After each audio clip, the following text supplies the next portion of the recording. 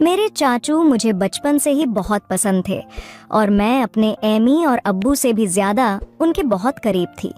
आहिस्ता आहिस्ता मैं बड़ी होती गई और मेरे चाचू की दोस्ती भी गहरी होती चली गई। इस वक्त मैं नई नई जवानी में कदम रखा था और अपने सहेलियों से मर्द और औरत के बीच के रिश्ते के बारे में नई नई बातें सुनी थीं। चाचू से दोस्ती इतनी गहरी थी, मैं अपने चाचू से हर बात शेयर कर लेती थी और मुझे चाचू से बातें करके बहुत ज्यादा सुकून मिलता था। फिर एक रात अम्मी अब्बू घर पर नहीं थे तो चाचू के सर में बहुत ज्यादा दर्द था। चाचू ने मुझे कहा, रोशनी जरा चाय बनाकर मेरे कमरे में ले आओ। मैं जल्दी से चाय बनाई और चाचू के कमरे में चली गई। चाचू ने चाय साइड टेबल पर रखने को कहा। मैं चाय टेबल पर रखकर वापस जाने लगी थी कि चाचू ने मुझे पकड़ लिया और कहने लगे, आज घर पर कोई नहीं है, तुम्हें अपने कमरे में डर लगेगा, इसीलिए आज मेरे पास लेट जाओ, तुम्हें एक वीडियो दिखाता हूँ। चाचू ने मुझे अपने बिस्तर पर लेटने को कहा। मैं चाचू के बिस्तर पर लेट गई। चाचू मुझे वीडियो दिखने लगे। उसे वीडियो को देखकर मेरे अंदर अचानक से बेचैनी होने लगी और फिर चाचू मुझसे बोले, चलो हम दोनों भी मिलकर। हेलो दोस्तों, स्वागत है आप सभी का हमारी एक और रोमांचक कहानी में। उम्मीद करती हूँ आपको ये कहानी बेहद पसंद आएगी। अगर अभी तक आपने हमारा चैनल सब्सक्राइब नहीं कर तो प्लीज सब्सक्राइब कर दीजिए। मेरा नाम रोशनी है और मेरी उम्र 15 साल है। अभी मैं 10वीं पास किया है। मुझे पढ़ने का बहुत शौक था, लेकिन मेरे अब्बू मेरे पढ़ाई के खिलाफ थे। मैंने एमी और चाचू से कहा कि मैं आगे पढ़ना चाहती हूँ, तो आप दोनों प्लीज मेरी मदद करो और मेरे अब्बू को राजी करो। मम्मी ने अपनी तरफ से बहुत कोशिश की, लेकिन अब्बू नहीं मान रहे थे, क्योंकि उनका कहना था कि आजकल कॉलेज में पढ़ाई कम और आशिकी ज्यादा चलती है। तभी मेरे चाचू ने अब्बू को समझाया और एक तरह से मेरी गारंटी ले ली कि मैं ऐसा कुछ भी नहीं करूंगी और सिर्फ पढ़ाई करूंगी। तब जाकर अब्बू मेरे कॉलेज जाने के लिए मान गए और चाचू से कहा कि आज से रोशनी की जिम्मेदारी तुम्हारी है। अगर उसने कुछ उल्टा सीधा किया जिससे इस घर और खानदान की इज्जत को कोई दाग लगा तो रोशनी के साथ साथ तुम्हारी भी खैर नहीं है। चाचू ने अब मुझसे कहा कि भाईजान, आप फिक्र ना करें, मैं रोशनी की हरकत पर नजर रख लूंगा। मुझे इस वक्त पता नहीं था कि चाचू के दिल में क्या है और वह मेरी इतनी हिमायत क्यों कर रहे हैं, लेकिन मजे की बात तो यह हुई कि मैं कभी सोचा ही नहीं था कि मेरे चाचू से दोस्ती इतनी आगे तक चली जाएगी। फिर कुछ ही दिनों में चाचू ने मेरे साथ जाकर मेरे कॉलेज में दाखिला करवा दिया। पहले पहले तो मैं खूब दिल लगाकर पढ़ाई करने लगी और कॉलेज में किसी के साथ ज्यादा फ्री नहीं होती थी। जो भी कॉलेज में होता है वह रात को मैं चाचू को घर आकर बता देती। चाचू भी मेरे साथ बहुत ही फ्री होने लगे थे और मुझे लगता वह मुझे बहुत अजीब नजरों से देखते हैं, क्योंकि मेरी चाची गांव में रहती थी और चाचू नौकरी के सिलसिले में हमारे घर पर ही रहते थे। फिर कॉलेज में मेरी दोस्ती एक लड़की से हो गई। इसके साथ दोस्ती करने के बाद मेरी जिंदगी बदलने लगी, क्योंकि इस सहेली ने मुझे बताया कि मेरी मंगनी हो चुकी है। उसने मुझे एक दिन अपने मंगेतर से मिलवाया भी था। मेरी सहेली ने मुझे बताया हमारी अब शादी तय हो चुकी है, इसीलिए हम दोनों एक दूसरे के साथ सारी हदें पार कर चुके हैं और अब हम दोनों में कोई पर्दा नहीं है। इसके बाद मैं अपनी सहेली से वह सब कुछ जानने की कोशिश करती जिससे जानने की शायद मेरी अभी उम्र भी नहीं थी, या फिर मेरी उम्र ऐसी थी कि मैं यह सब बातें जानकर आसानी से गलत रास्ते पर चली जाती। और फिर ऐसा ही होने लगा। मुझे भी उन बातों में दिलचस्पी होने लगी। मेरी किसी लड़के के साथ दोस्ती नहीं थी, इसीलिए मैं जब भी ऐसी बातें सोचती तो मेरे दिमाग में खुद ब खुद चाचू का ख्याल आ जाता और फिर मैं अपने दिमाग को झटक दी थी और खुद को कहती कि रोशनी, यह सब क्या है यार, ये क्या बेहुदा बातें तू है। लेकिन फिर चाचू की बातें और उनका रवैया भी मेरी इस सोच को बढ़ावा देता रहता था, लेकिन चाचू के दिल की बात मैं अभी तक जान नहीं पाई थी। कभी कभी तो मुझे लगता था वह भी शायद मेरे बारे में यही सब सोचते होंगे, लेकिन कभी कभी उनका रवैया मुझे बहुत सख्त हो जाता था और वह मुझे याद दिला देते थे कि तुम्हारे अब्बू कितने सख्त हैं और अगर तुमने कोई भी गलती की तो तुम्हारे साथ साथ मेरा भी बुरा हाल कर देंगे। उनकी यह बातें सुनकर मैं खुद को कंट्रोल करती, लेकिन कहते हैं ना कि जवानी तो अंधी होती है। जवानी तो ऐसी ही है जैसे सर्दी में आग जल रही हूँ तो हाथ गर्म कर ही लिया जाता है। मैं जैसे ही कॉलेज जाती फिर वही सब बातें सुनने को मिलती।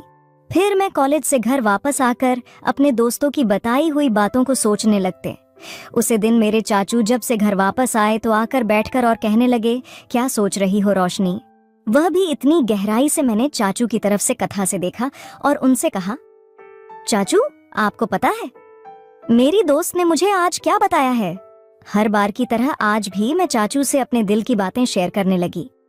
मेरी बचपन से आदत थी कि मैं अपनी हर बात चाचू को बताती थी, फिर वह चाहे कैसे भी बातें क्यों ना हो। चाचू भी मुझे ऊपर से नीचे तक देखते हुए बोले, हाँ बताओ, क्या बताना है तुम्हें? तुम्हारी दोस्त ने तुम्हें क्या बताया है? मैंने उन्हें कहा, मेरे दोस्त मुझे बता रही थी कि इंटरनेट पर बहुत किस्म की वीडियो होती है, जिन वीडियो में हर तरह के मालूमात मिल जाती है। तो मैं ये कह रही थी कि आपके पास भी तो मोबाइल है और साथ में नेट का पैकेज भी लगा हुआ है, आपने भी वह वीडियो देखी होगी, तो क्यों ना हम दोनों मिलकर वीडियो देखें और एंजॉय करें। मैं यह बात अपना चेहरा चाचू के नजदीक लाकर सरगोशी वाले अंदाज में कहा। वह फटी आंखों से मेरी तरफ देखने लगे। मुझे लगा जैसे वह मुझे अच्छी तरह से डांट लगाएंगे, लेकिन फिर अचानक उन्होंने मुझे गौर से देखा और फिर शायद दिल ही दिल में कुछ फैसला किया और फिर वह मुस्कुरा पड़ी और मुझे सरगोशी वाले अंदाज में कहने लगे, ऐसी बातें अपने अब्बू के सामने मत करना, वरना तुम्हारा बाप तुम्हारा तो बुरा हाल करेगा ही, मगर साथ में मुझे भी घर से निकाल देगा, क्योंकि मैं तुम्हारी जिम्मेदारी ली है और फिर मेरे लिए रहने का प्रॉब्लम हो जाएगा। बाकी रही वीडियो देखने की बात, तो तुम रात के वक्त मेरे कमरे में आ जाना, मैं तुम्हें हर किस्म की वीडियो दिखा दूंगा। चाचू की आंखों में एक चमकीली शर्त थी जो इस वक्त मुझे समझ नहीं आ रही थी। इसके बाद चाचू अपने कमरे में चले गए और मैं पढ़ाई करने लगी और आने वाले वक्त के बारे में सोचने लगी। अब मेरा दिल किताबों में नहीं लग रहा था और बस रात को क्या होगा यही सोचने लगी। लेकिन पढ़ाई करना भी बहुत ही ज़रूरी था, क्योंकि पढ़ाई के मामले में चाचू बहुत सख्त थे और मुझे कहते थे, सबसे पहले तुम्हारी पढ़ाई और बाकी मौज मस्ती बाद में है। और उनका कहना था कि अगर तुम पढ़ाई में अच्छी रहोगी तो तुम्हारे अब्बू भी समझेंगे और तुम्हारी आज़ादी के दरवाजे तुम्हारे लिए खुलते चले जाएंगे। उनकी यह बात मुझे भी बिल्कुल ठीक लगती थी, इसीलिए मैंने अपने दिल से सारी बातें निकाल और मन लगाकर अपना कॉलेज का काम करने लगी और जल्दी जल्दी सारा काम खत्म कर दिया। जैसे जैसे रात करीब आ रही थी, मेरे दिल में भी हलचल हो रही थी। फिर जब मैं सारे कामों से फारिग हुई तो रात को आराम से मैं चाचू के कमरे में चली गई। मैं जब कमरे में गई तो चाचू लड़कियों की मैगजीन देख रहे थे। मुझे देखते ही वह मुस्कुराने लगे और उन्होंने वह मैगजीन छुपा दी। सर्दियों का मौसम चल रहा था और दिन ब दिन सर्दी बढ़ती ही जा रही थी। आज रात तो सर्दी बहुत ज़्यादा थी, इसीलिए मैं जाते ही चाचू के बिस्तर में घुसकर चाचू के पास चिपक कर बैठ गई और उनसे कहा, अब मुझे जल्दी से वह वीडियो दिखा दो, नहीं तो फिर अब्बू के आने का टाइम हो जाएगा। फिर चाचू भी बिना टाइम वेस्ट किया मुझे वीडियो दिखने लगे। वीडियो देखते ही मेरे अंदर मुझे कुछ बदलाव महसूस होने लगी, लेकिन इत्तेफाक से हमने अभी चंद वीडियो ही देखी थी कि अब्बू हमारे कमरे में आ गए। अब्बू आते ही मुझसे कहने लगे, इतनी रात के वक्त चाचू के कमरे में क्या कर रही हो? चलो अपने कमरे में चली जाओ। अब बहुत ही सख्त निजात के थे और मैं उनसे काफ़ी डरती भी थी। तो जैसे अब्बू ने शख्स अंदाज में कहा, मैं सब कुछ भूल गई और जल्दी से अपने कमरे में आ गई। मैंने सोचा जैसे अब्बू चाचू की कमरे से निकालकर अपने कमरे में जाएंगे तो फिर मैं चाचू के कमरे में चली जाऊंगी। लेकिन इस रात अब्बू को चाचू से शायद कोई ज़रूरी काम था, इसलिए अब्बू काफ़ी टाइम तक उनके कमरे में बैठे रहे और मैं इंतज़ार करते करते पता नहीं चला कि कब नींद आ गई और पता नहीं अब्बू चाचू के कमरे से कब गए। दूसरे दिन कॉलेज से लौट के बाद मैं बेसब्री से रात का इंतज़ार करने लगी, क्योंकि मैंने कुछ वीडियो देखा जो ली थी। जैसे तैसे करके मैं खुद पर काबू किया और जब टाइम हुआ तो चाचू के कमरे में वीडियो देखने के लिए चली गई। मगर यह क्या, चाचू ने कहा, अभी मैं अपने ऑफिस का काम निपटा रहा, ऐसा करो तुम थोड़ी देर बाद मेरे कमरे में आ जाना, मैं तुमको वीडियो दिखा दूंगा। मैं तो सुबह से वीडियो देखने के लिए बेताब हो रही थी, तो चाचू पर थोड़ा गुस्सा करके बैठ गई। मेरे मोबाइल में व्हाट्सएप का पैकेज लगा हुआ था, तभी मेरी व्हाट्सएप पर किसी नए नंबर से मैसेज आया। उसके भेजी हुई तस्वीर देखकर मेरी आंखें फटी की फटी रह गईं। मैं अभी उसे तस्वीर को देख ही रही थी कि उसे आदमी की मैसेज आने लगे। वह काफ़ी रोमांटिक अंदाज में चैट कर रहा था। मैं जो पहले ही बेताब थी तो मैं भी उसको उसी अंदाज में जवाब देने लगी। फिर मुझे ख्याल आया कि यह बात मुझे चाचू को बतानी चाहिए। मैं फ़ौरन चाचू के कमरे में आई, लेकिन उनके कमरे का दरवाज़ा बंद था। तब मैं अपने कमरे में वापस आ गई और उसे अनजान लड़के से वैसे ही बातें करने लगी। मैं मोबाइल पर उसे वक्त मैसेज पर बात कर रही थी। जब मैं उससे कहा कि मैं तुमको देखना चाहती हूँ और उसकी वीडियो कॉल पर बात करने को कहा, लेकिन उसने मना कर दिया। इस टाइम में अपने कमरे से बाहर निकली तो मेरी नज़र चाचू पर पड़ी। वह इस वक्त अपने कमरे से निकलकर सीढ़ियाँ चढ़ते हुए छत पर जा रहे थे और उनके हाथ में मोबाइल था। मुझे हैरत हुई कि वह रात के इस वक्त छत पर क्यों जा रहे हैं।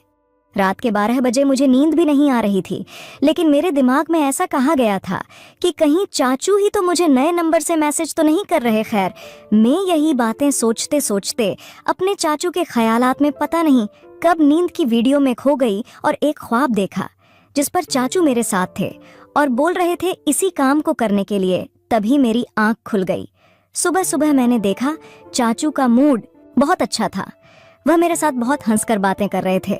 इससे पहले मैं अपने कॉलेज पैदल ही जाया करती थी, लेकिन उसी दिन चाचू ने कहा आज मैं तुम्हें अपने बाइक पर कॉलेज के लिए लेकर जाऊंगा, तो मैं भी उनके साथ चल पड़ी। जैसे ही कॉलेज खत्म हुआ और गेट से बाहर निकली तो चाचू मेरा पहले से इंतजार कर रहे थे।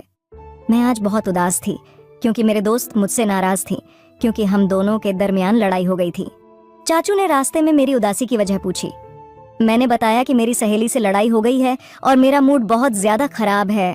तो चाचू ने कहा चलो तुम्हारा मूड ठीक करता हूँ, और चाचू ने बाइक एक बिरयानी की शॉप पर रोक दी। उन्हें पता था कि मुझे बिरयानी बहुत पसंद है। फिर हम दोनों ने वहाँ पर बिरयानी खाई और कोल्ड ड्रिंक भी पी। चाचू वहाँ भी मुझे हंसी मजाक कर रहे थे। इसके बाद मैं चाचू के साथ घर वापस आई।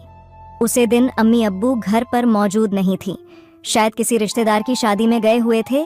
तो चाचू मुझसे पूछने लगे कि तुमने मुझे दोबारा से वह वीडियो देखने का नहीं कहा। तो मैंने उन्हें बताया कि मैं तो पहले से ही देख ली है।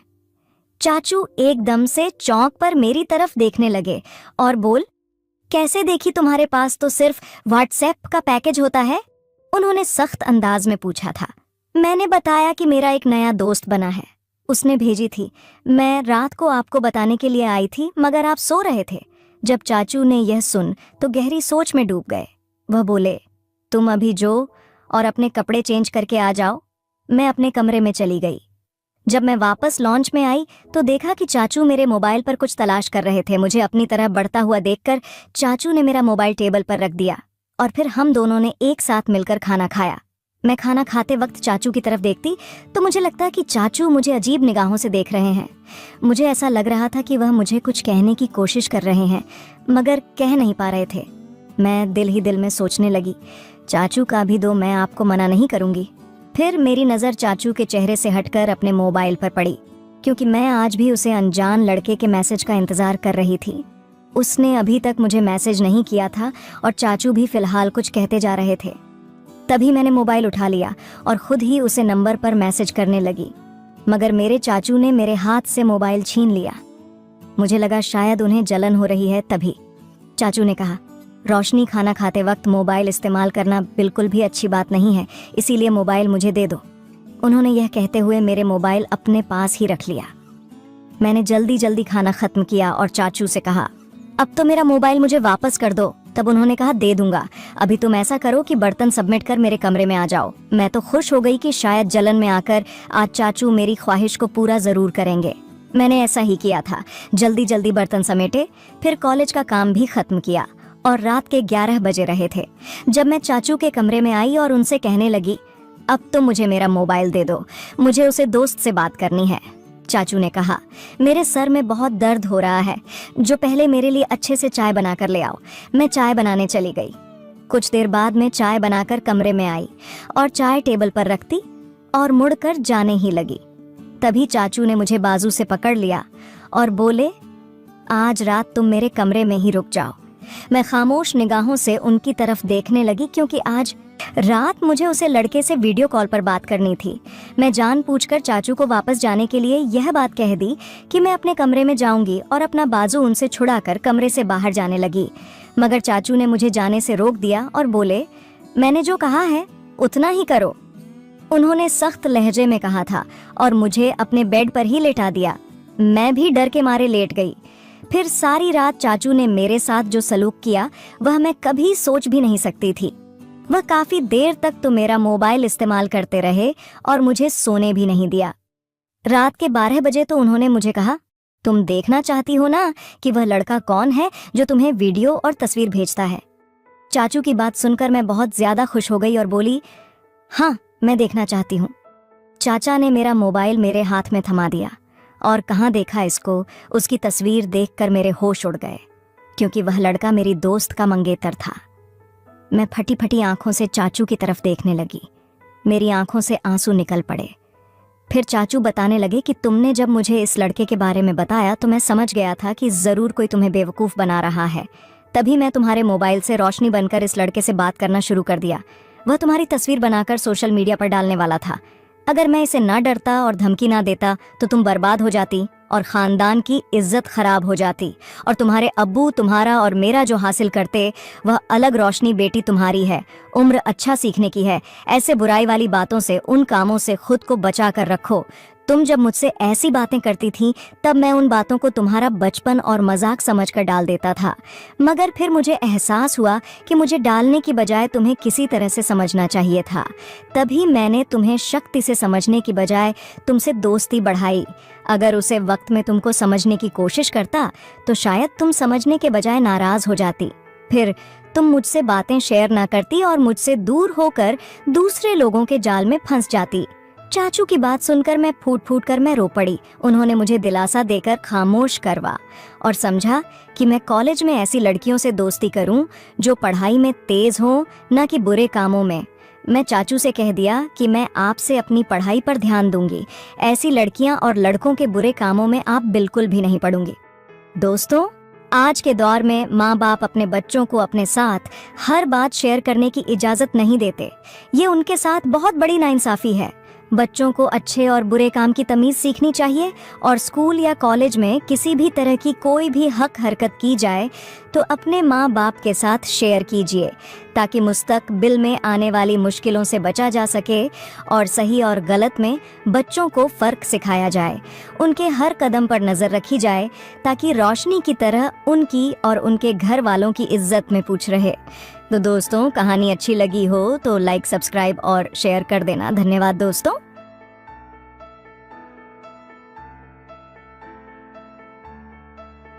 मैं एक पुलिस वाला हूँ। मेरे घर एक लड़की चोरी करने आई। वो इतनी खूबसूरत थी कि मुझसे रहा ना गया। मैं उससे प्यार करने लगा। लड़की भी बदहोश हो गई। मैंने पूछा, क्या चोरी करने आई थी? उसने कहा, चोरी करने नहीं आई थी, तुम्हें कुछ देने आई थी। ये कहकर मुझे एक डायरी और सोने की लॉकेट दी, जिसे देखते ही मेरे पैरों तले से जमीन निकल गई। मेरा नाम मनोज है। मैं एक पुलिस अधिकारी हूँ। 32 साल का हो चुका हूँ। अब तक कुंवारा हूँ। मैं अपने घर पर अकेला ही रहता था। आज रात काम से वापस आते आते मुझे काफी देर हो गई। घर पहुंचकर घड़ी देखा तो रात के 10:30 बज गए थे। डिनर तो पहले ही कर चुका था। घर आकर फ्रेश हो गया और फिर लेट गया। काम से बहुत ज्यादा थक गया था। जल्द ही गहरी नींद में सो गया। अचानक रात में कुछ आवाज से मेरी नींद खुल गई। मुझे दूसरे कमरे से हल्की सी कुछ आवाज आई थी। कहीं कोई खिड़की खुली रह गई होगी घर में, शायद बिल्ली घुस गई होगी। सोचा, उठकर एक बार देख लेता हूँ। बिल्ली होगी तो उसे भगा दूंगा। पर जैसे ही मैं ड्राइंग रूम में आया, बाहर का नजारा देखकर मेरे दिल की धड़कन तेज हो गई। जल्दी से मैंने ड्राइंग रूम की लाइट ऑन कर दी। सामने कोई खड़ा था। मुझे इतना समझ आ गया था कि कोई चोर है जो घर पर चोरी करने के इरादे से ही घुसा है। मैं तो अपने घर की खिड़कियां खोलकर ही सोता हूँ। सब जानते हैं कि मैं पुलिस वाला हूँ। कभी घर पर चोरी करने कोई नहीं आया, और घर पर ऐसे रहता भी क्या है। ज्यादा कीमती सामान तो मेरे पास कुछ है नहीं। अकेला इंसान हूँ, बस जरूरत ही के सामान है। मैंने सोचा शायद मोबाइल, लैपटॉप चुराने आया होगा। जल्दी से उसे दबोचा। मैंने कहा, पुलिस के घर पर चोरी करते हो, तुम्हें इसकी कड़ी सजा मिलेगी। तुम्हारी हिम्मत कैसे हुई मेरे घर में घुसने की? सामने वाला बिल्कुल खामोश था, शायद डर गया था। उसे अंदाजा नहीं था कि पकड़ा जाएगा। हालांकि मेरे गिरफ्त से छुड़ाने की कोशिश जरूर कर रहा था, पर उसके शरीर में मानव जान ही नहीं थी। मेरी ताकत के सामने उसकी ताकत कम पड़ने लगी थी। मैंने उसका चादर हटा दिया। उसका चेहरा देखकर मुझे जोरदार झटका लगा। तुरंत उसे छोड़ दिया, क्योंकि वह कोई लड़का नहीं था बल्कि लड़की थी। लड़की तो बेहद खूबसूरत थी। उसकी आंखें बड़ी बड़ी थी, आंखों में काजल था, बेहद खूबसूरत लग रही थी। उसका रंग दूध सा सफेद था, रेशमी बाल कमर तक आ रहे थे। जब उसके शरीर पर मैंने नजर दौड़ाई तो इतना खूबसूरत बदन, ऐसी कातिलाना हसीना को चोरी करने की क्या जरूरत है। मैं उसकी तरफ देखता ही रह गया। मैं ठहरा कुंवारा उस लड़की को देखकर 1000 वोल्ट का झटका लगा था। उसके लंबे लंबे नाखून थे, हाथ पैर खूबसूरत थे। तुरंत मैं उसका हाथ पकड़ लिया। उसकी कोमल मुलायम हाथ को छूते ही मेरे शरीर में बिजली दौड़ गई। ऐसी खूबसूरत लड़की तो फिल्मों में नजर आती है, ये मेरे घर पर क्या कर रही है। ऐसा लग रहा था लड़की के आने से मानो मेरा घर ही रोशन हो गया हो। मैंने कहा, तुम यहाँ क्या चोरी करने आई हो? पुलिस वालों के घर पर चोरी करने आती हो? तुम्हारी हिम्मत की दाद देनी पड़ेगी। लड़की कुछ नहीं कह रही थी, काफी घबराई हुई थी। उसको थोड़ा डराने के लिए मैंने कहा, तुम्हें इसकी सजा पता है ना? चलो मैं तुम्हें पुलिस स्टेशन लेकर चलता हूँ। मेरी बात सुनकर लड़की बेहद डर गई। मेरे एकदम करीब आकर मुझे देखने लगी। अचानक उसने एक ऐसी हरकत की कि मेरे अंदर आग लगा दी। मेरी बाहों से लिपटकर मेरी तो जान ही निकाल दी थी। कहने लगी, मुझे माफ कर दो साहब, आप मुझे जेल में ना डालो। मैं वहाँ अपने दिन नहीं काट पाऊंगी। मुझे कैद रहने में डर लगता है। आप जो कहोगे मैं करने को तैयार हूँ। आपके घर में झाड़ू पोछा बर्तन सारे काम कर दूंगी। मुझे माफ कर दो। मुझे उस लड़की से कुछ चाहिए जरूर था, पर नहीं चाहता था मेरे घर के छोटे मोटे काम करे। मेरे अंदर लड़की को पाने की हवस जाग उठी थी। उसे पाने के लिए छटपटाने लगा। लड़की को देखकर उसकी उम्र का भी पता लगाना भी मुश्किल था। मैंने पूछा, तुम कितनी साल की हो जो इस उम्र में चोरी करती हो? उसने कहा, साहब मैं 28 साल की हूँ। उम्र सुनकर तो मुझे झटका लगा था। देखने में तो 21 साल से ज्यादा की नहीं लगती। शायद अपने आप को अच्छे से मेंटेन किया था। मैंने कहा, एक शर्त पर मैं तुम्हें माफ कर सकता हूँ। वह मेरी तरफ देखने लगी। उसकी आंखों में एक उम्मीद थी। मैंने कहा, आज की रात मैं तुमसे मोहब्बत करना चाहता हूँ। मेरी बात सुनकर लड़की काफी डर गई, काफी घबराहट से कहने लगी, साहब आपका कोई भी काम कर दूंगी, किसी तरह की सेवा कर दूंगी, पर आप मेरी इज्जत पर हाथ ना डालें। ये कहते हुए उसकी आंखों में आंसू आ गए थे। मैंने कहा, तुम्हें मोहब्बत करूंगा तो मेरा पुलिस का गठीला शरीर देखकर मत घबराओ। तुम जैसी नाजुक कली को मैं कुछ नहीं करूंगा। इसमें दर्द नहीं होता है, बल्कि बहुत मजा आता है। लड़की अभी डरी हुई थी। मैंने सोचा, एक चोर ही तो है, क्या फर्क पड़ता है कि अगर मेरे साथ एक रात गुजार ले। अगर मर्दों की सेवा करती तो चोरी करने की जरूरत ही ना पड़ती। मेरी जिंदगी में कोई औरत नहीं थी। कभी किसी लड़की के करीब भी नहीं जाता था, बस अपने काम पर ही लगा रहता था। दिन भर क्रिमिनल्स के पीछे मैं बिल्कुल परेशान सा हो गया था। मुझे भी अपनी जिंदगी में मौज मस्ती करना था, जिसका मौका मुझे कभी नहीं मिलता था। पर आज जो सुनहरा मौका मेरे हाथ लगा था, उसे जाने नहीं देना चाहता था। वजह यही थी कि लड़की बेहद खूबसूरत। उसके घबराए हुए चेहरे को देखकर मैंने कहा, ठीक है, कोई बात नहीं, चलो पुलिस स्टेशन, तुम्हारे ऊपर चोरी का इल्जाम डालूंगा। रंगे हाथों पकड़ी गई हो, जो भी सजा मिले उसे भुगत लेना। कहकर मैंने उसका हाथ पकड़ लिया। घसीटते हुए उसे घर से बाहर ले जाने लगा। अपनी जीप की चाबी ली। अब लड़की भी डर गई। कहने लगी, साहब ऐसा ना करो, मैं आपके साथ रात गुजारने को तैयार हूँ। मुझे जेल में मत डालो। एक रात के बदले आप मुझे अगर छोड़ देने का वादा करोगे तो आप जो कहोगे करने को तैयार हूं। मैं बड़े प्यार से उसके गाल पर हाथ रखकर कहने लगा, अभी रात के 1 बज रहे हैं, सुबह के 8 बजते ही मैं तुम्हें छोड़ दूंगा। बस 7 घंटे तुम्हें मेरे साथ गुजारने हैं। लड़की मान गई तो मैं उसे लेकर अपने कमरे में आ गया। हालांकि नई दुल्हन की तरह वो थोड़ी घबरा रही थी, फिर मान गई और मेरा साथ देने लगी। मैंने बड़े प्यार से उससे पूछा, तुम यहाँ क्या चोरी करने आई थी? मेरी आंखों में देखती हुई उस लड़की ने कहा, मैं कुछ भी चोरी करने नहीं आई थी। ये सुनकर तो मुझे जोरदार झटका लगा। मैंने कहा, फिर तुम मेरे घर पर क्यों आई थी, क्या कर रही थी? उसने कहा, मैं कोई चोर नहीं हूँ, आपने मुझे गलत समझ लिया। उसकी बातों पर मुझे तो मानो यकीन नहीं हो रहा था। उसकी ओर देखने लगा, कहने लगी, मैं आपका सामान आपको वापस करने आई थी जो सालों से मेरी हिफाजत में था। मैंने कहा, कौन सा सामान? उसने अपना बैग निकालकर उसमें से कोई सामान निकालकर मुझे दे दिया। गिफ्ट पैक किया हुआ था। मैं क्रिसमस की परसेंट की तरह उसे खोलने लगा। ऐसा लग रहा था संता क्लॉज ने ही मेरे लिए गिफ्ट भेजा हो। मेरे दिल की धड़कन बेहद तेज हो गई थी। लड़की है कौन? बिना नाम जाने ही मैं उसके इतने करीब आ गया। जाने क्यों उसे देखते ही खुद को रोक नहीं पाया था। जब वह गिफ्ट खोला तो उसमें एक डायरी थी और एक सोने की चेन थी जिसमें एक लॉकेट था। उस लॉकेट को खोलकर जैसे ही मैंने देखा, मेरी आंखों में आंसू आ गए। मैं उस डायरी को खोलकर उसके पन्ने पलटकर पढ़ने लगा। अपने माँ बाप का एक लौता लाडला था। मेरे पापा मुझसे बेहद प्यार करते थे। हमारी जिंदगी बेहद अच्छी चल रही थी। मैं 15 साल का हो चुका था। एक दिन मैं अपने पापा के साथ किसी शादी में गया हुआ था। मेरी माँ ने जाने से मना कर दिया था क्योंकि उनका पेट खराब था। शादी में खाना खाने के बाद मेरे पापा वहीं रुकने वाले थे, पर मुझे अगले दिन स्कूल जाना था। मैं टैक्सी पकड़कर अपने घर आ गया। मेरी माँ को लगा था कि हम दोनों वहीं रुक जाएंगे। उन्हें मैंने बताया नहीं था कि मैं घर आने वाला हूँ। रात काफी हो चुकी थी। मैं चाबी से दरवाजा खोलकर अंदर गया।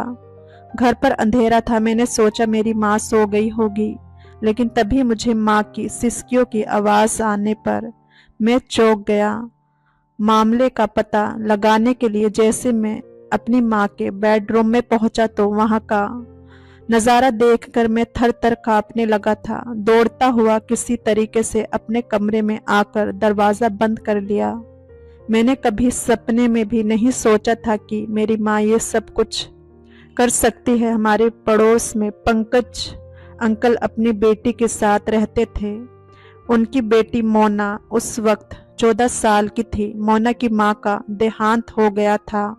उनका हमारे घर पर आना जाना लगा रहता था।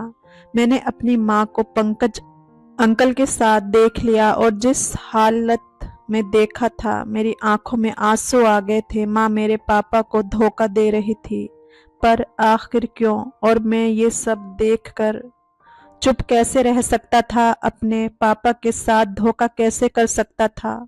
वह मुझे दिलो जान से चाहते थे। बहुत ही गुस्से से मैं उनके कमरे के अंदर चला गया। मेरी माँ और पंकज अंकल मुझे देखकर घबरा गए। मेरी माँ माफी मांगने लगी थी। कहने लगी, अपने पापा से ना कहना, हमारा रिश्ता टूट जाएगा। मैं बहुत ज्यादा गुस्से में आ गया था। अपनी माँ से नफरत करने लगा था। घुट घुट कर जीने लगा था। मेरी हालत खराब होती चली गई। अपने पापा से सच ना कह सका, पर मेरे पापा मेरी हालत देखकर समझ चुके थे कि मैं किसी वजह से परेशान हूँ। मुझ पर सवालों की बौछार करते करते अब मुझसे रहा ना गया। उनसे लिपटकर रोने लगा। उनको सारी सच्चाई बयान कर दी, जो दर्द से मैं गुजर रहा था। अपने पापा को वो दर्द नहीं देना चाहता था। हालांकि मेरे पापा का रिएक्शन देखकर मुझे एहसास हो चुका था कि उन्हें भी इस बात का शक पहले से था। उन्होंने कहा, मुझे लगा ही था उन्होंने मेरी माँ से बात की थी और उन्हें तलाक देने का फैसला कर लिया था। मेरी माँ मुझसे अलग नहीं होना चाहती थी, पर वह जिस राह पर चल पड़ी थी उससे मुझे बेहद दर्द पहुंचा था। लोगों के सामने मेरी इज्जत भी खराब होती, ऐसी उम्र में मेरे अंदर गुस्सा भरने लगा था। माँ पंकज अंकल के पास जाकर रहने लगी थी। लोगों की बातें सुनता और बिगड़ता चला गया। एक दिन पंकज अंकल की बेटी हमारे घर पर आई। मैं गुस्से में था। मैं पंकज अंकल और उनकी बेटी से दिलो जान से नफरत करता था, जिसने मेरी माँ को मुझसे छीन लिया था और मेरे पापा को घुट घुट कर जीने के लिए मजबूर कर दिया था। घर पर उस वक्त कोई नहीं था। मैं बड़ों की मैगजीन पढ़ा करता था।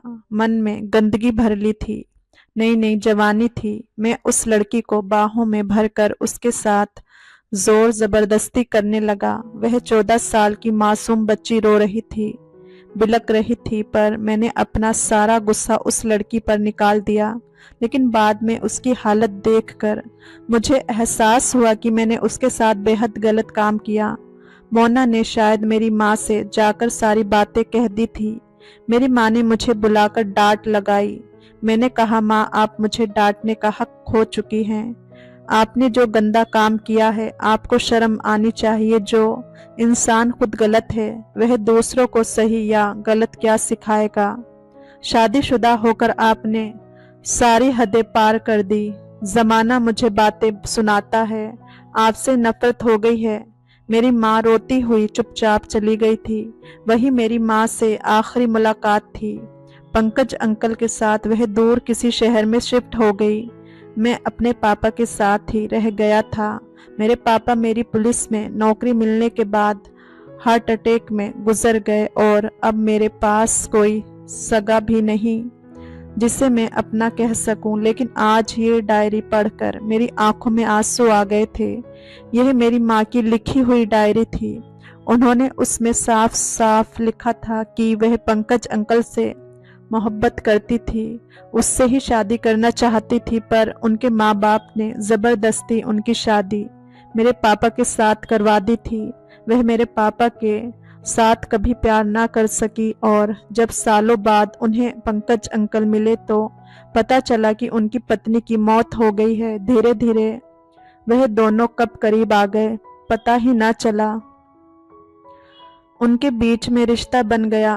पापा से तलाक लेने के बाद पंकज अंकल के साथ उन्होंने अपनी सारी जिंदगी अच्छे से बिताई, पर उन्हें अफसोस इस बात का रहा कि वह शुरू से ही पंकज अंकल के साथ ही जिंदगी बिताना चाहती थी।